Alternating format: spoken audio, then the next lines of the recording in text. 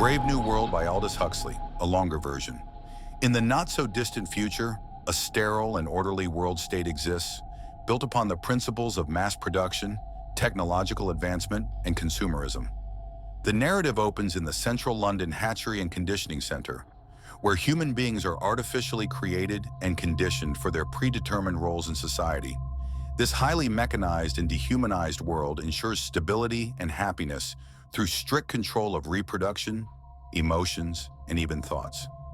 Humans are produced in assembly line fashion, divided into castes, alphas, betas, gammas, deltas, and epsilons, each engineered to perform specific tasks and consume according to their societal roles. The director of hatcheries and conditioning, overseeing this process, provides a tour for a group of students, explaining the methods of artificial reproduction and social conditioning. Here, infants are conditioned to accept their roles through a series of negative reinforcements and hypnopedia, sleep teaching that indoctrinates them with the ideals of the world state. The world state's motto, community, identity, stability, is upheld through the elimination of individuality. People are conditioned to be content with their caste and to engage in consumerism and hedonistic activities. Soma, a powerful drug, is used to maintain social order and to provide an escape from any negative feelings or thoughts. Among the alphas, we meet Bernard Marx, who feels increasingly alienated from the society around him. Physically smaller than his alpha peers, Bernard's insecurity leads to a deep-seated resentment towards the superficiality and conformity of the world state. He is particularly uncomfortable with the promiscuous lifestyle encouraged by society, seeking solace in solitude and yearning for a deeper connection with others. Bernard's discontent is shared by his friend Helmholtz Watson, a gifted Alpha Plus lecturer and writer. Helmholtz, though successful and admired, feels that his talents are wasted on trivial assignments and longs to create something of real substance. The two men find solace in each other's company, sharing their frustrations with the shallow and controlled world around them. As the narrative progresses, Bernard becomes enamored with Lenina Crown, a beta worker who embodies the ideals of the world state.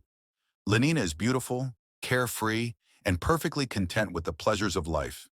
Despite her society's expectations, she finds Bernard's unconventional views intriguing. Their relationship, however, is fraught with tension as Bernard's longing for authenticity clashes with Lenina's acceptance of their manufactured happiness. In an attempt to escape the confines of the world state, Bernard invites Lenina to visit the Savage Reservation, a place untouched by civilization, where people live in a more primal, natural state. At the reservation, they encounter John, the savage, born of a mother from the world state and raised among the savages. John's mother, Linda, had become stranded on the reservation after a trip to the world state, where she had given birth to John. The world he has known is one of hardship and struggle, in stark contrast to the idyllic lives of the world state citizens.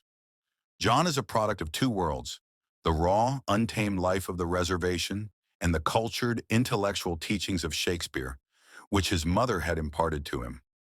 Linda's stories of the world state and the teachings of Shakespeare had instilled in John a yearning for a life beyond the reservation.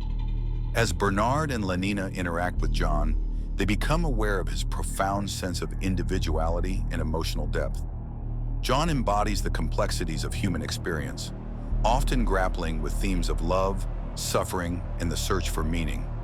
When Bernard brings John and Linda back to London, they become subjects of curiosity and fascination. The world state citizens are intrigued by John, who quickly becomes a spectacle. Despite his initial excitement, John becomes increasingly disillusioned by the superficiality and emptiness of their lives. His sense of honor and morality is at odds with the values of a society that promotes hedonism and emotional detachment. He attempts to embrace their way of life, but is continually repulsed by their lack of authentic human connection. John's presence causes a ripple in the world state's rigid structure. Bernard, initially thrilled by his newfound popularity due to his association with John, soon finds himself in a precarious position.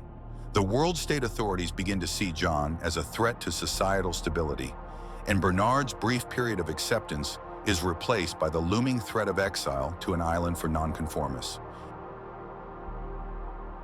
Lenina is deeply conflicted by her feelings for John. She is attracted to him but cannot comprehend his depth of feeling and his rejection of the world state's values. Her attempts to seduce John are met with confusion and anger, as John's concepts of love and relationships are deeply influenced by his readings of Shakespeare. This cultural and emotional chasm between them highlights the fundamental incompatibility of their worlds. As John's disillusionment grows, he becomes increasingly desperate to escape the suffocating grip of the world state. He retreats to a lighthouse, seeking solitude and a return to a simpler, more natural existence. There he attempts to purify himself through self-flagellation and ascetic practices, hoping to cleanse himself of the corrupting influence of the world state. John's isolation, however, is short-lived. His retreat attracts the attention of the media, turning his sanctuary into a spectacle. Crowds gather, drawn by the novelty of the savage and his peculiar ways. The relentless intrusion of the public, coupled with the internal conflict and guilt that John feels, leads to a tragic climax. In a moment of despair and helplessness, John takes his own life, unable to reconcile his ideals with the reality of the world around him. Bernard Marx's story is one of an individual who recognizes the flaws in his society, but struggles to transcend them. Initially an outcast due to his physical differences, Bernard's association with John the Savage briefly elevates his status. However, Bernard's inability to fully embrace or reject the world state's values leaves him in a state of limbo. His longing for genuine connection and his fear of exile highlight the precarious balance between conformity and individuality. Helmholtz Watson, on the other hand, represents the intellectual discontent within the world state. His friendship with Bernard and his interactions with John the Savage reveal his desire for something more meaningful than the shallow, prescribed life of an alpha plus. Helmholtz's decision to embrace exile on an island where he can pursue his creative impulses suggests a potential path for those who seek authenticity, even if it means leaving behind the comforts of the world state. Lenina Crown's character serves as a foil to both Bernard and John. Her conditioning is so complete that she cannot fathom their dissatisfaction. Her attraction to John is based on curiosity and physical desire, but she is ultimately unable to understand his depth of feeling or his rejection of the world state's values. Lenina's failure to connect with John underscores the dehumanizing effects of the society she embodies. Linda's tragic return to the world state, where she is ostracized for her aging appearance and her unorthodox behavior, highlights the superficial and unforgiving nature of this society. Her reliance on soma to escape reality ultimately leads to her demise, illustrating the dangers of a life devoid of genuine human connection and the numbing effects of excessive reliance on artificial pleasures. The narrative reaches its climax with John the Savage's increasingly desperate attempts to find a place for himself in a world that cannot accommodate his values. His retreat to the lighthouse represents a final effort to achieve purity and isolation from the corrupting influences of the world state.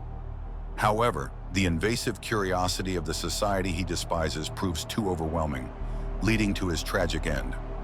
John's suicide is a poignant statement on the incompatibility of true human experience with a society that prioritizes stability and superficial happiness over individuality and emotional depth. The novel concludes with Bernard and Helmholtz facing exile, each in his own way representing different responses to the world state. Bernard's fear and resignation contrast with Helmholtz's optimism and eagerness to explore new possibilities. Their fates suggest that while the world state may suppress individuality and creativity, the human spirit's resilience offers hope for those willing to seek it beyond the confines of the prescribed utopia. Summary: